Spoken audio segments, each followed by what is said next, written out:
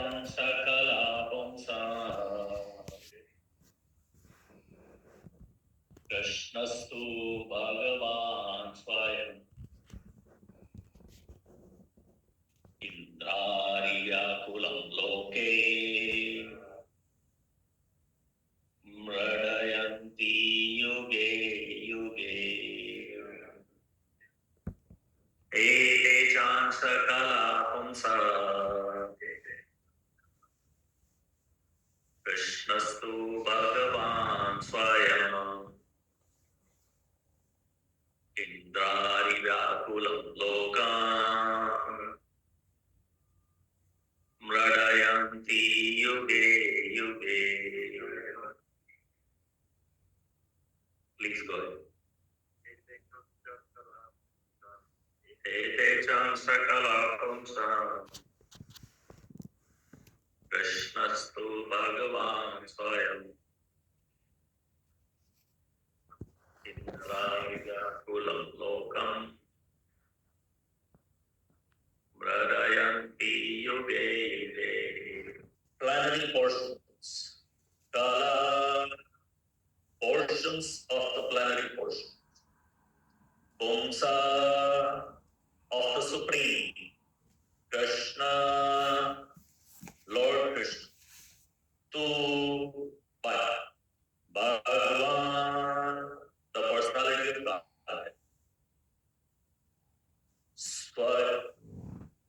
Swayam, in person. Indrari, the enemies of Indra. Vyakulam, disturbed. Lokam, all these planets. Bradayanti, gives protection.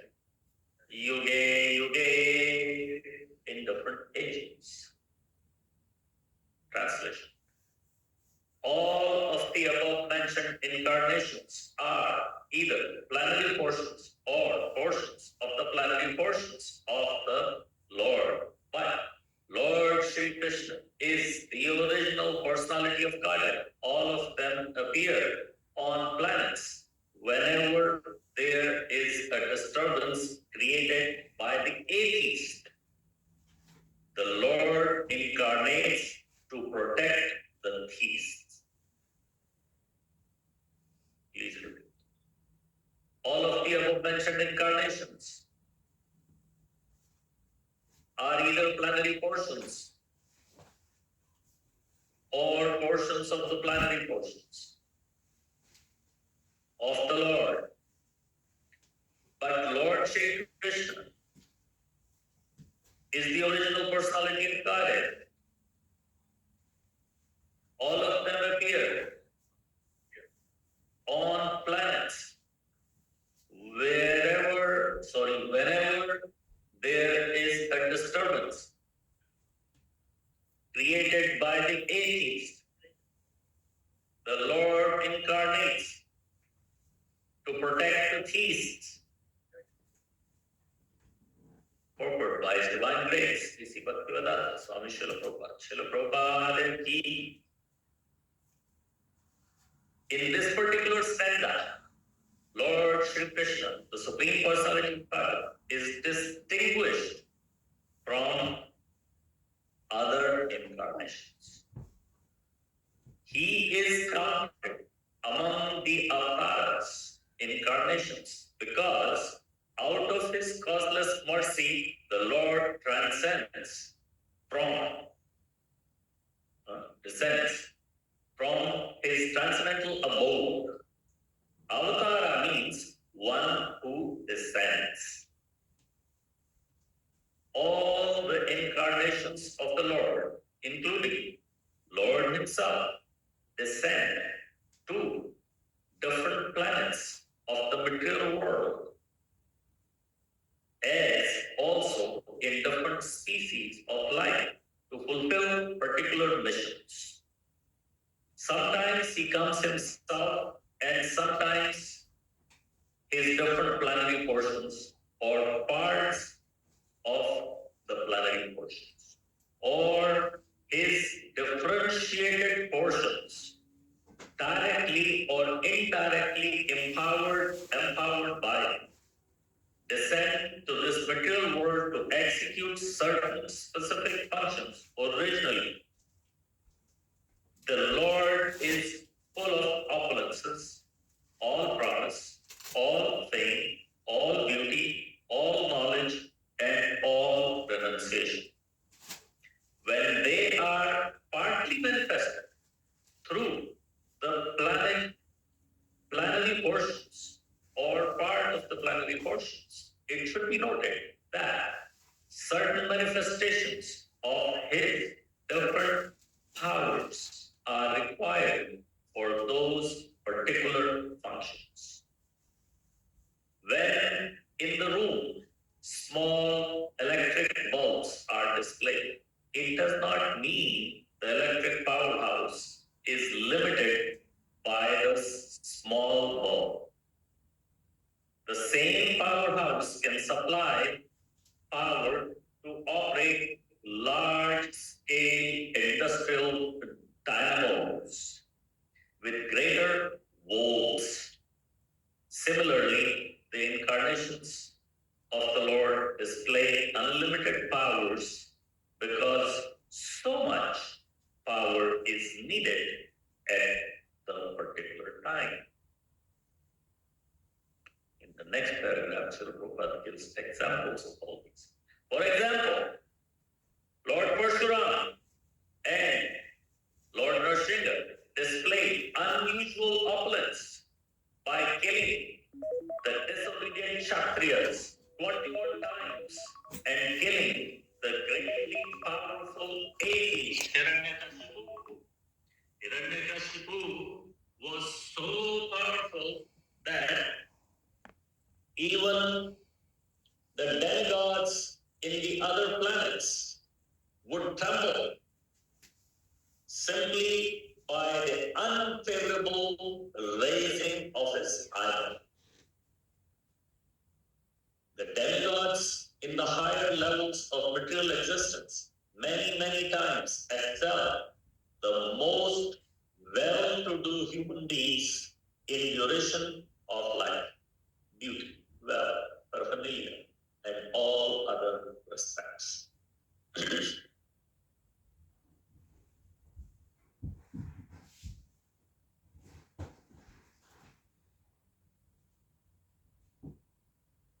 Still, they were afraid of Hiranyakashipu. Thus, we can simply imagine how powerful Hiranyakashipu was in this material world. But even Hiranyakashipu was cut into small pieces by the nails of Lord Nrsimha. This means that anyone materially powerful cannot stand the strength of the Lord's nails. Similarly, Jamdagnya displayed the Lord's power to kill all disobedient kings powerfully situated in their respective states. Jamdagnya stands for Lord Parshuram. The Lord empowered incarnation. The Lord's empowered incarnations, Narada, and planetary incarnations, Varaha, as well as indirectly empowered Lord Buddha, created faith in the mass of people. The incarnations of Lord Ram and Dhanvantari displayed his fame, and Balram, Mohini, Vamana exhibited his beauty.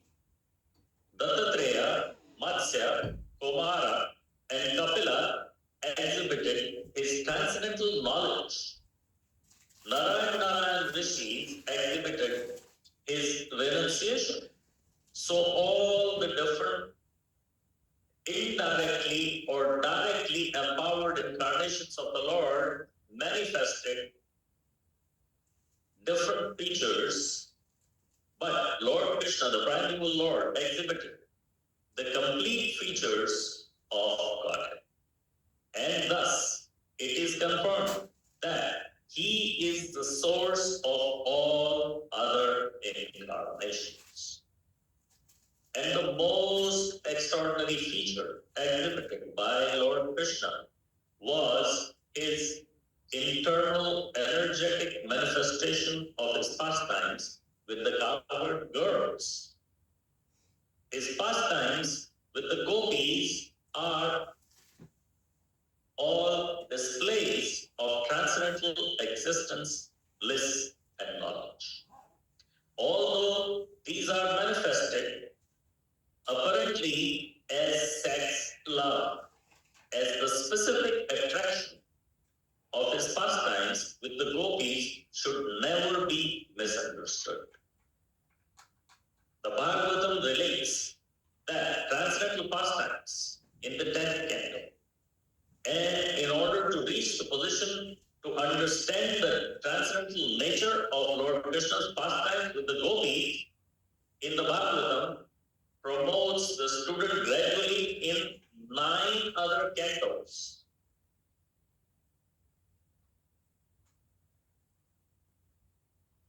According to Srila Jiva Goswami's statement, in accordance with authoritative sources, Lord Krishna is the source of all other incarnations. It is not that Lord Krishna has any source of incarnation.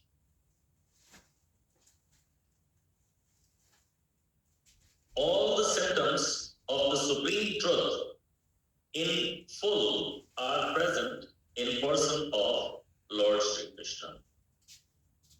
And in the Bhagavatam, the Lord emphatically declares that there is no truth greater than or equal to himself.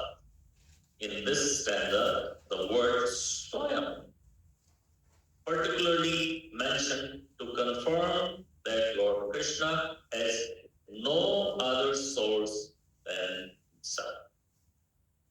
Although in the other places the incarnations are described as Bhagavan because of their specific functions, nowhere are they declared to be the Supreme Personality. In this stanza, the word Swayam signifies the supremacy as the Samam Bonam. The Samam Bonam, Krishna, is one without a second. He himself has expanded himself in various parts, portions, and particles as Swayam Rupa, Swayam Prakasha, Tada Ekatma, Prabhava, Prabhava, Vaibhava, Vilasa, Avatara, Avesha, and Jivas. All provided with innumerable energies just suitable to respective persons and personalities. Learned scholars in the transcendental subject have carefully analyzed the Samabonam Krishna to have 64 principal attributes. All the expansions or categories of the Lord possess only some percentage of these attributes. But Sri Krishna, the possessor of the attributes 10%, and his personal expansions such as Swayam Prakash and Tad Ekatma, up to the categories of the avatar, who are all Vishnu Tattva, possess up to 93% of these transcendental attributes. Krishna is at 100%, and the Vishnu Tattvas, the topmost Vishnu Tattvas, are 93%. Lord Shiva, who is neither Avatara nor Avesha, nor between them, possess almost 84% of the attributes. Shiva. Number 3,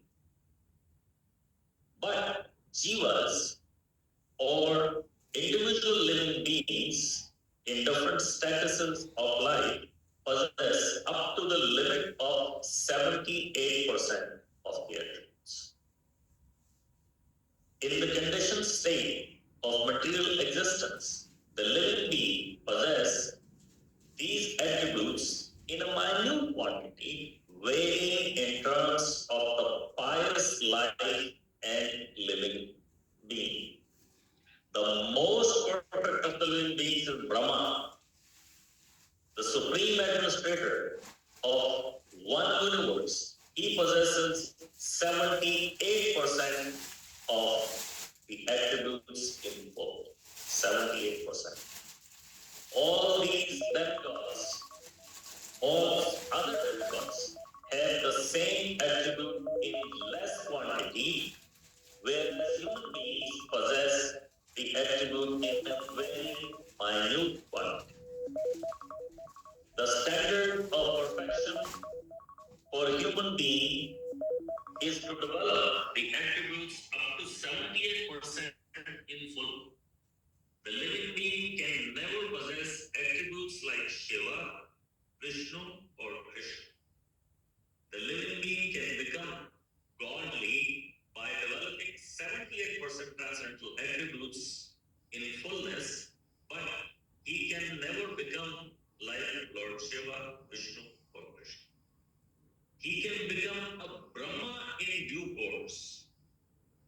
The godly living beings who are all residents of the planets in the spiritual sky are eternal associates of God in different spiritual planets called Haridham and Mahesham. The abode of Lord Krishna above all spiritual planets is called Krishna Loka or Golok Vrindavan. And the perfected living being, by developing 78% of the above attributes in fullness, can enter the planet of Krishna Loka after leaving the present material body. End of the quote. Om Agyanti Randasya Jnananjana Shalakaya Chakshurunmilitam Yena Tasmai Shri Gurave Namah. Shri Chaitanya Manobishtam Sthapitam Yena Bhutale Swayam Rupa Kadamayam Dadati Swapadantikam. He Krishna Karuna Sindho Bandho Jaganpate Gopeshta Gopika Kanta Radha Kanta Namostute Taptakanchana Gaurangi Radhe Vrindavaneshwari Vrishabhanam Sute Devi Pranamami Hari Vancha Kalpatarubhascha Kripasindubhya Evacha Patitana Pavanebhyo Vaishnavibhyo Namo Namaha. Jai Shri Krishna Chaitanya Prabhu Nityananda Shri Advaita Gadadhar Shivasadi Gaura Bhakta Hare Krishna Krishna Krishna Hare Hare Hare Rama Rama Rama Hare Hare. Om Namo Bhagavate Vasudevaya.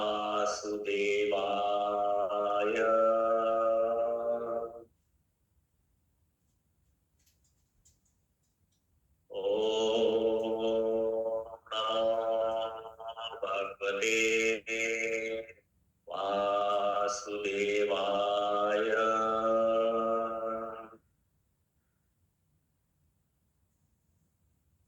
Om Namo Bhagavate Vasudevaya.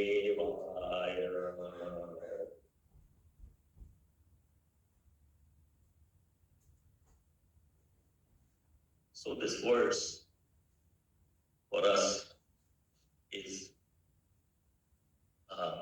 in English, it's called Emperor verse, the King of the Kings verses.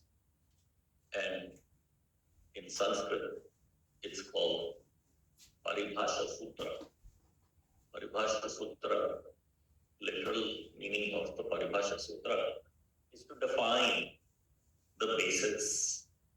The basis of Srimad Bhagavatam is what? Krishna. Krishna is the basis of Srimad Bhagavatam. Because the Dharma has taken shelter of the Bhagavatam after Krishna's disappearance. Krishna is the basis of the Bhagavatam. Krishna, the Bhagavatam is the literary incarnation of Krishna. So it's Krishna. And this verse defines Krishna. Who is Krishna? So, in order to get to this conclusion, Srila Sut Goswami gave the description of all the 22 incarnations in the with certain introduction of each one of them. And then, actually in the 23rd verse of the same chapter, Sut Goswami counted Krishna as an avatar. In the 23rd verse, Srila Sut Goswami said, in the 19th and 20th incarnations, the Lord advented himself as Lord Brahma and Krishna. In the 23rd verse, he counted Krishna as one of the incarnations in the family of Vrishni. And by doing so, he removed the burden of the world. But now, in the 28th verse, he is claiming Krishna to be something else. All of the above mentioned incarnations are either plenary portions or portions of the plenary portions of the Lord, but Krishnastu Bhagwan. But Lord Shri Krishna is the original personality God. Like Srila Prabhupada used to give an example of a candle. If it is Diwali and you want to light 50 candles for decoration, you would not light 50 candles separately. You would light one candle. These days you just flip a button and all the candles. If you were to light up real candles, you would light one candle, and from that one candle, you would light up the rest of the 49 candles, and all the 50 candles are lit. Now, how would they look? They would look the same. Although they would look the same, but among the 50 candles, there is one original candle that lit the rest of the 40 candles. So that original candle is Krishnastu Bhagwan Swayam. So Srila Prabhupada says in the foreword, in this stanza, Lord Sri Krishna, the personality of Godhead, is distinguished from other incarnations. So first he counts Krishna as the as one of the 22 incarnations, as 19th and 20th, but now he is separating them from the rest. All of the above incarnations are either plenary portions or portions of the plenary portions of the Lord. Lord is one. Christians also refer to some Lord. Although I don't think think Jesus ever said that he was the Lord. He always said that he was the messenger, son of God. And so are you. So are you.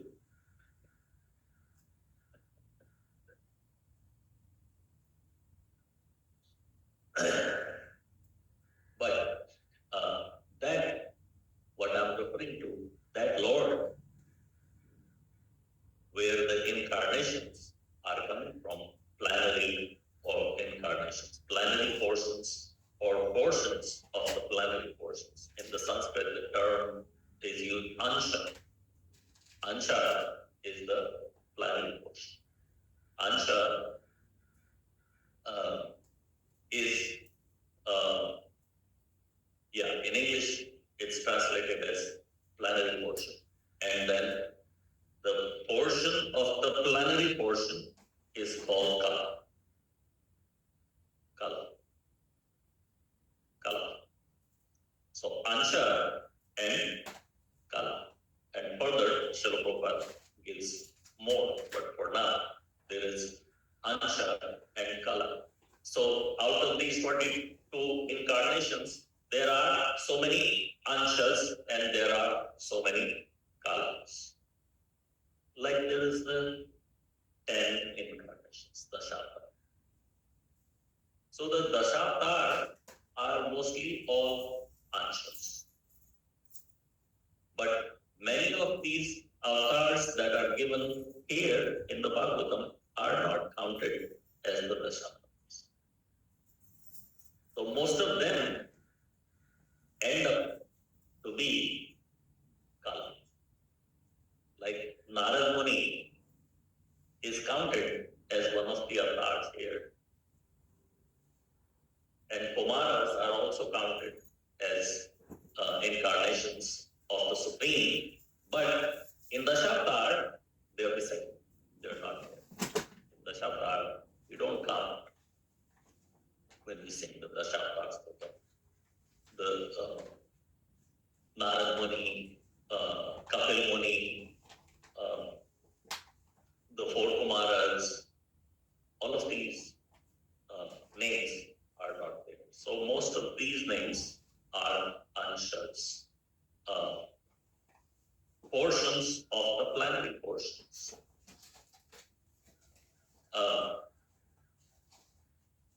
Further, Srila Prabhupada says, he's counted amongst the avatars incarnations because of his causeless mercy. He descends from the transcendental abode. Avatara means who descends. We want to tara. We want to ascend. We want to go back to God. That's called tara. Ascend. We kind of belong here, although we don't really belong here. But we are sent here or deserve to be here, so we are here. For us to get out, that procedure will be called tara, ascend up to the spiritual world. Like we hear the story of Gopakumar, how Gopakumar went from one realm to the next realm, what he faced and what he came across. And he was not satisfied with any of the realms. So finally, he ends up at the Goloka Vrindavan, and there is no place. Reminds me of that story about women looking for men or for a husband. And there is a 6-story department store, imagine, where you can get a husband, find a husband. So you go in, on the first floor, you find men who have jobs. So the woman Prabhupada goes and see, okay, here are men who have jobs. Let's see what's on the second floor. So they go to the second floor to find. These are men who have jobs and they also love to start a family. Love to start a family. Not just have a job, they are also. So this is very interesting. So let's see what's on the third. So these are men who have jobs and they love to start a family and they love kids. So, okay, let's check out the fourth one. This is a good-looking man who have jobs, family values, and so on. So, okay, let's check out the next floor. So this on the next floor is men who have jobs.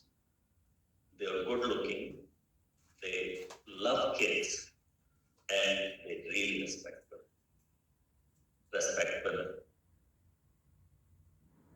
And now, the women go to the sixth floor to find out what they can find. Let's say, you are Mr. Number so and so. If you did not settle for anything on the 5 floors, there is nothing for you.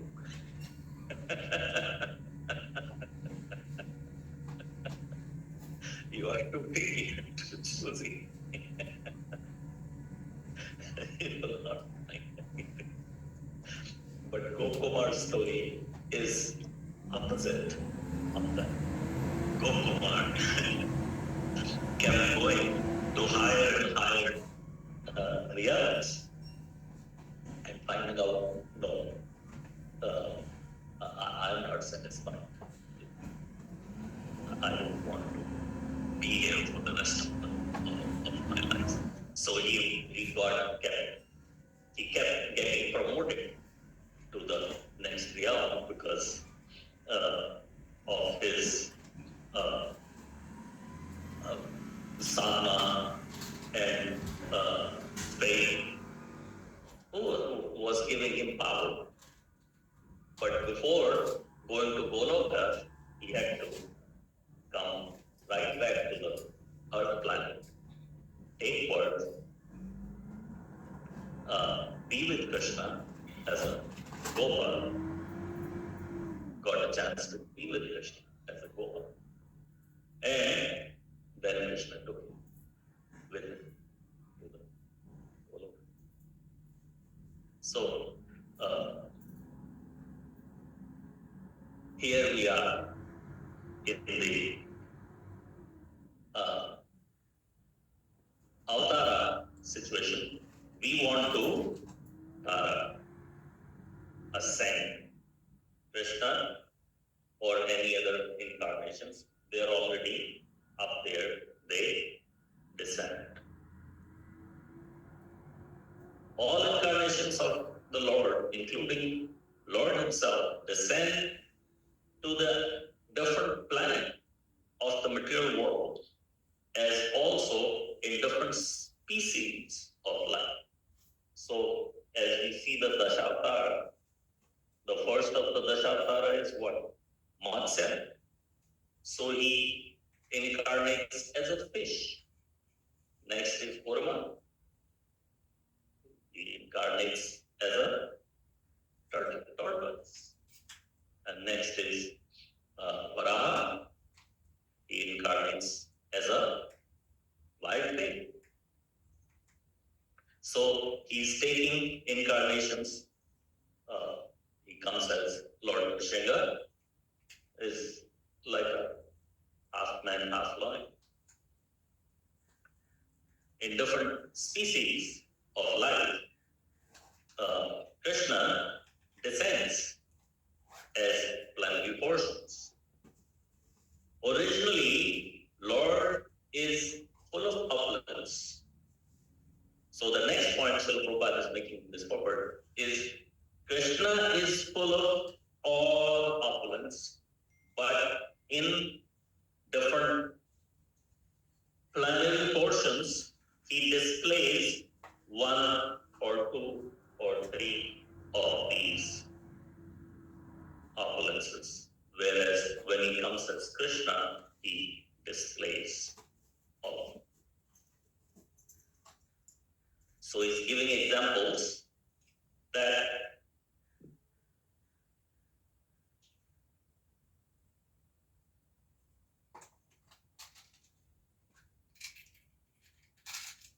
when he comes as Parshuram and Lord Nrsimha, he displays unusual opulence of killing disobedient Kshatriyas 21 times as Parshuram, the Supreme Lord, just basically shows his prowess, how he can really kill. One man, Parshuram, had no army. One man. And he faced the largest army of this world. Kritvira Arjun had insulted his mother and killed his father. And in the Leela, of course, who can actually insult the Supreme Personality of Godhead's mother and kill the father? But in the Leela. And Parshuram took him on. Kritvira Arjun is somebody who imprisoned Ravana. Ravana was defeated by Kritvira Arjun. Ravana was no match, according to the pastime. Ravana himself was no match for Kritvira Arjun. Kritvira Arjun not only defeated him, captured him, put him in the jail, kept him in the jail. Released him at his own wish that, okay, you pose no danger to me, you just go. You're nothing.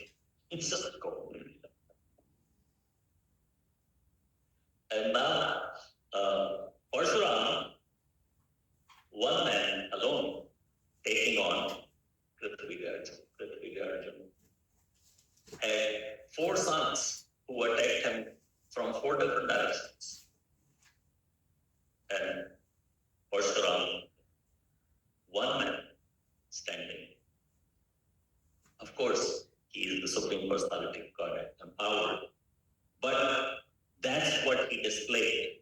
He did not display his beauty, his all the other opulences as much as he displayed his prowess. And as Lord Nrsimha, of course, he displayed love for Prahlad Maharaj, but he displayed a lot of anger. Although it was not bad anger, it was good anger. Because bad anger is for a bad purpose, wrong purpose, for irreligious purpose, or anger for satisfying my own senses. But this was an anger that, how dare you try to hurt my devotee? My devotee Prahlad Maharaj is setting such a nice example.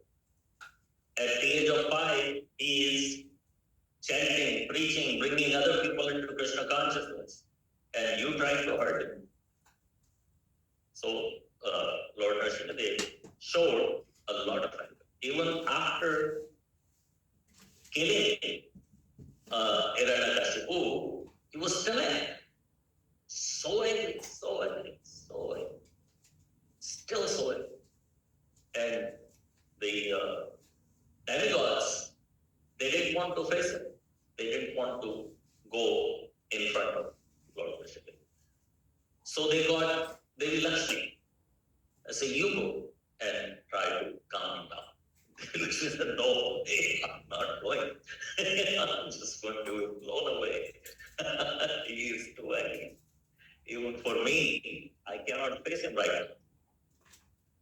only person who was able to face him at that time was Prahlad Maharaj himself.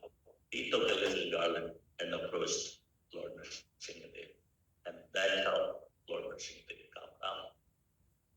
So in this paragraph, Srila Prabhupada is making this point in this portion of the purport that in different portions he displays different opulence, whereas when he comes as Krishna, he shows everything altogether. And he ends it with the example that if a little light, if the little bulb is lit up by what? The electricity coming from the whole powerhouse. So just because that powerhouse is just supplying light to this little bulb doesn't mean this is all it's got. It's got a lot more. But because we have a little bulb that we put on, we're just using that much electricity. But where that little power is coming from, there is a lot more power, greater walls of power to run large-scale industrial dynamics. Further, Srila Prabhupada explains that in the incarnations of Lord Ram and Dhanvantari display his fame. Lord Ram is very, very popular. If you say Ram once, what does that mean? If you say Ram once, that means, you're calling Ram. Ram. So if Gopal's name was Ram, he would understand that he's being called. And if you say Ram Ram, if his name was Ram and I call Ram Ram, he will not answer. Because he will know Ram Ram means something else. What does Ram Ram mean? Ram Ram means hello. Hello. So you say Ram Ram, that is not Ram. That means, although it is Ram only, but because you said it twice, it has become a hello, like devotees say to each other, Hare Krishna, Hare Krishna. So most Hindus would say Ram. So that is Ram. And if you say Ram, Ram, Ram 3 times, what does that mean? Ram, Ram, Ram. That's pity. That's pity. That means something bad has happened. Wow. Same name of the same Supreme Personality. It's not that the meaning of the Ram name has changed. The meaning of the name is still the same, but now you said it twice in a row, it has a whole new meaning. Ram. You hear a bad news, say Ram. And if you say Ram 4 times, Ram, Ram, Ram, Ram, that becomes chanting. Chanting. So just Ram has so many. Ram is a lot more recognized. There's a lot more pain than so many other incarnations. considered to be the Supreme Lord without any being given any explanation to a common person. Common person, you have to explain Krishna is the Supreme Personality. But for a common person, don't need to explain Ram is the Supreme Personality. They quite easily understand that. The next, Srila Prabhupada is giving an example of Lord Kapila.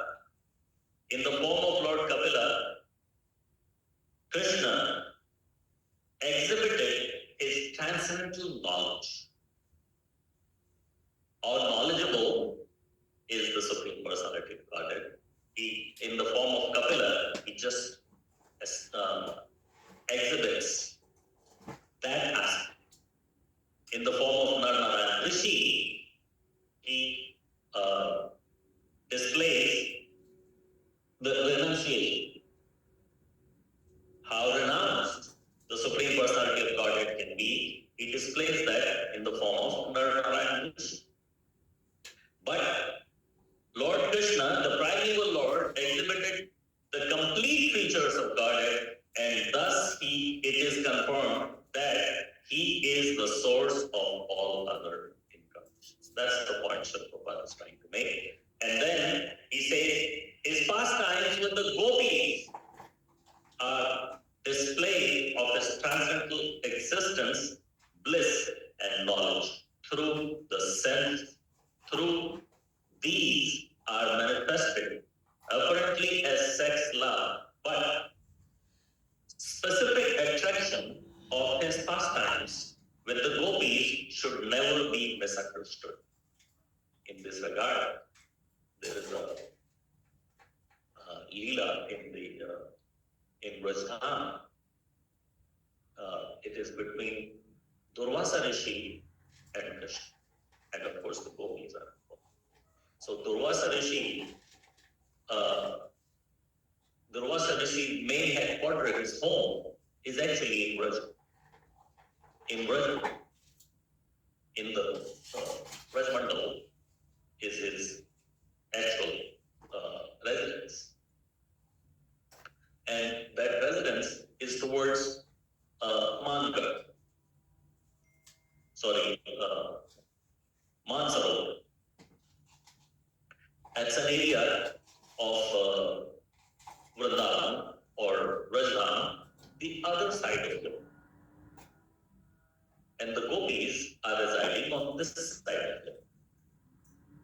And then there is Yamuna, go across Yamuna and go to the other side, and then that's where Durvasa Rishi lives.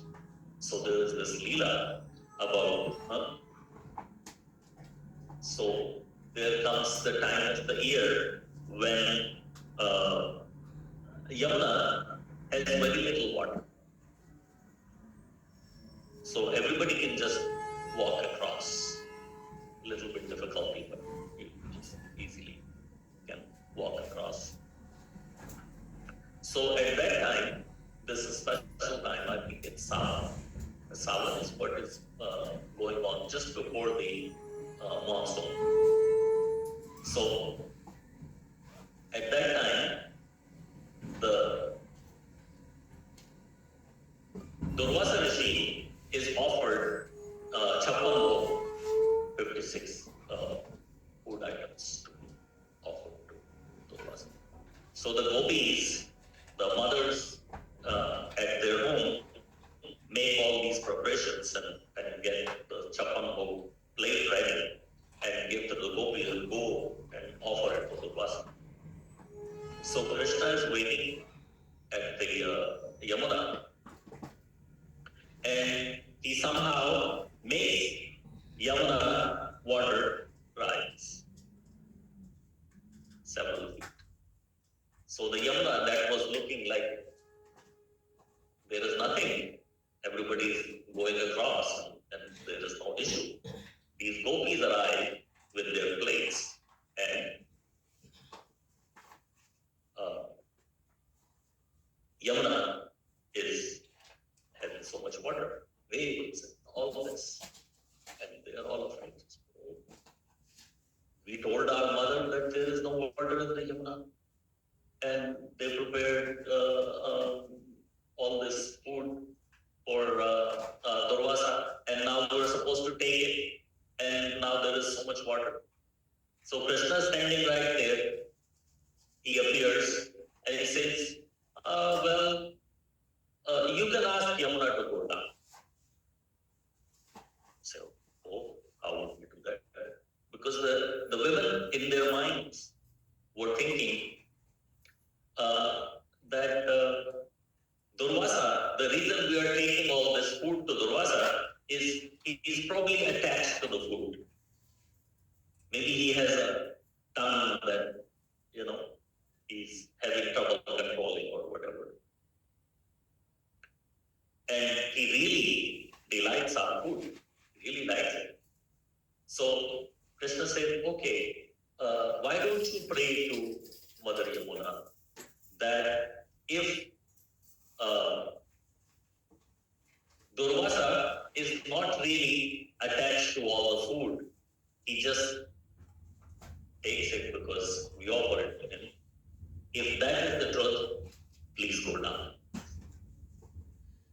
So when they make this prayer, the Yamuna goes down. He's standing right there. He's looking at the Yamuna stuff, and they go across very easily and go feed Durvasa, and if they want to come back.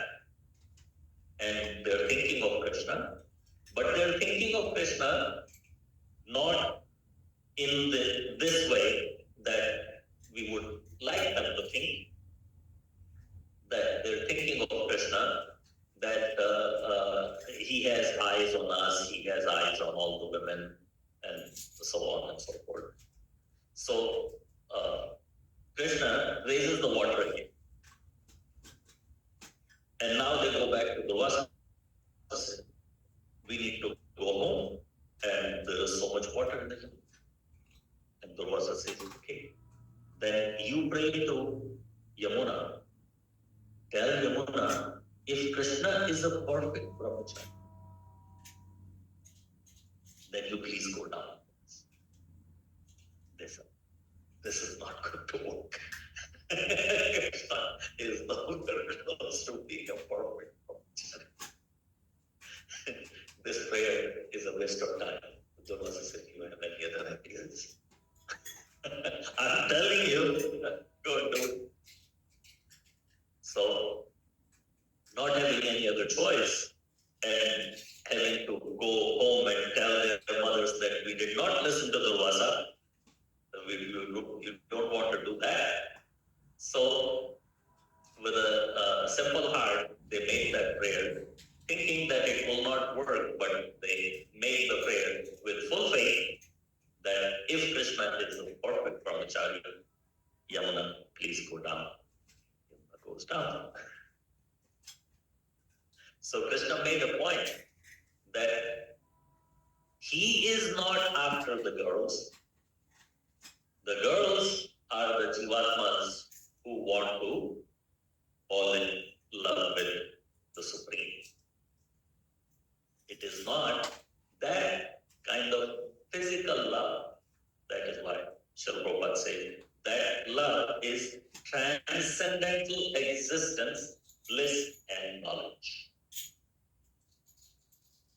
Although it manifests as sex love, but it is transcendental existence, bliss, and knowledge. Satchit Anand.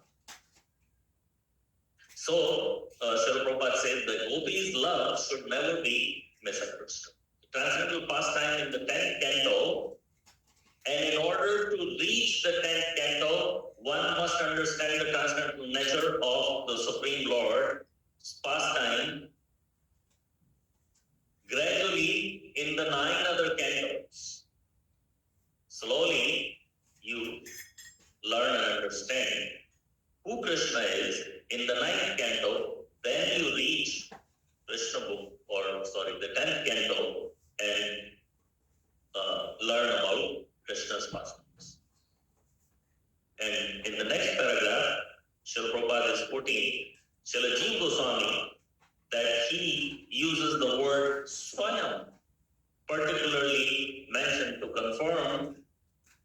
Lord Krishna has no other source than himself. Ishvara Parama Krishna Satchidananda Vigraha Anadir Adir Govinda Sarvakaranaka. Anadir Adir Govinda means the one who has no beginning and who has no end. He doesn't come from anything, but everything emanates from him. There is a lot more in this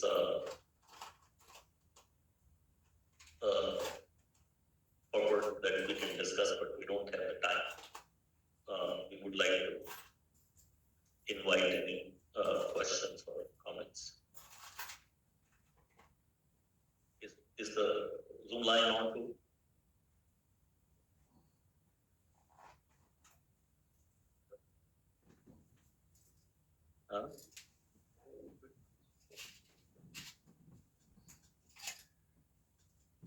Any questions or comments?